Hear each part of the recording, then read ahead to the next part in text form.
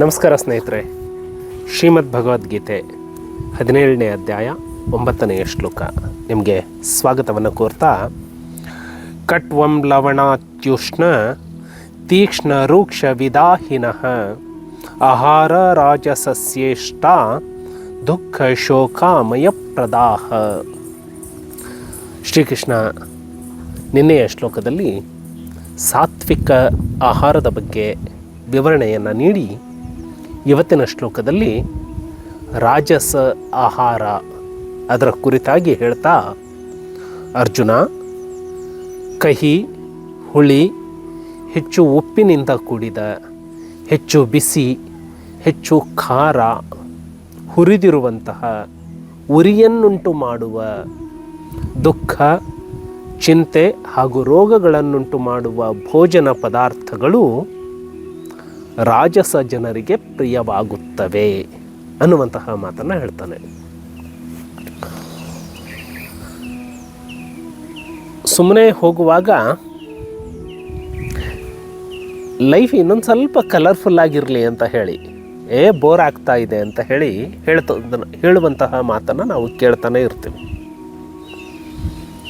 ಸುಮ್ಮನೆ ಹೋಗಲಾರ್ದೆ ಚೇಳನ್ನು ಒಳಗೆ ಬಿಟ್ಕೊಂಡ ಅಂತ ಹೇಳಿ ಹೇಳ್ತಾರೆ.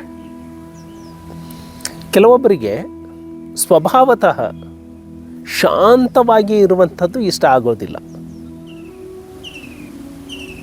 ನಾವು ಸಣ್ಣವರಿದ್ದಾಗ ಸಿನಿಮಾ ಬಗ್ಗೆ ಇನ್ನೊಬ್ಬ ಗೆಳೆಯನ ಹತ್ರ ಮಾತಾಡುವಾಗ ಅವ್ರು ಕೇಳ್ತಿದ್ರು, ಎಷ್ಟು ಫೈಟಿಂಗ್ ಇದ್ದಾವೆ ಸಿನಿಮಾದಲ್ಲಿ.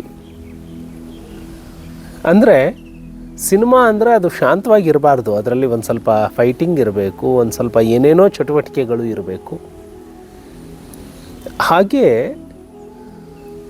ಸ್ವಲ್ಪ ಹುಳಿ, ಕಹಿ, ಹೆಚ್ಚು ಖಾರ, ಹೆಚ್ಚು ಉಪ್ಪು,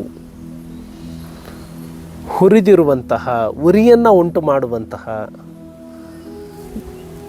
ಆಹಾರ ಕೆಲವೊಬ್ಬರಿಗೆ ಅದು ಇಷ್ಟ ಆಗತ್ತೆ.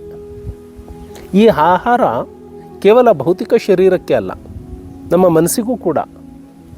ಶಾಂತವಾಗಿದ್ದರೆ ಏನಾದರೂ ಕಿಟ್ಲೆ ಮಾಡಬೇಕು ಅನಿಸುತ್ತೆ.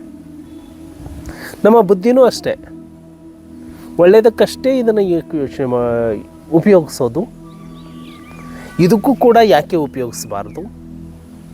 ಹಾಗಾಗಿ ಇದು ಯಾವ ವ್ಯಕ್ತಿಯಲ್ಲಿ ಇದೆಯೋ ಅದು ರಾಜಸ ವ್ಯಕ್ತಿತ್ವವನ್ನು ಹೊಂದಿರುವಂತಹ ವ್ಯಕ್ತಿಯ ಶರೀರ, ಮನಸ್ಸು ಮತ್ತು ಬುದ್ಧಿಗೆ ಇಷ್ಟವಾದಂತಹ ಆಹಾರ. ಆ ಆಹಾರದಿಂದ ಅವನ ಪರಿಣಾಮ ಇಷ್ಟ ಆಗಿರುತ್ತೆ. ಕೇವಲ ಭೋಜನದಿಂದ ಮಾತ್ರ ಅಂತ ಹೇಳಿ ಅಂದ್ಕೊಳ್ಬಾರ್ದು. ಆಹಾರ ಅಂದರೆ ಅದು ಬುದ್ಧಿಯ ಆಹಾರ, ಅದು ಮನಸ್ಸಿನ ಆಹಾರ, ಅದು ಭೌತಿಕ ಶರೀರದ ಆಹಾರ. ಮನಸ್ಸಿಗೂ ಕೂಡ ಹುಳಿ ವಿಚಾರಗಳನ್ನು, ಕಹಿ ಯೋಚನೆಗಳನ್ನು, ಖಾರದ ಚಟುವಟಿಕೆಗಳನ್ನು ಮಾಡಬೇಕು ಅಂತ ಹೇಳಿ ಯಾರಲ್ಲಿ ಅನಿಸುತ್ತೆ, ಆತನಲ್ಲಿ ರಾಜಸ ಗುಣಗಳು ವ್ಯಕ್ತವಾಗ್ತವೆ. ನಾಳೆ ಮತ್ತಷ್ಟು ಚರ್ಚೆಯನ್ನು ಮಾಡೋಣ. ನಮಸ್ಕಾರ.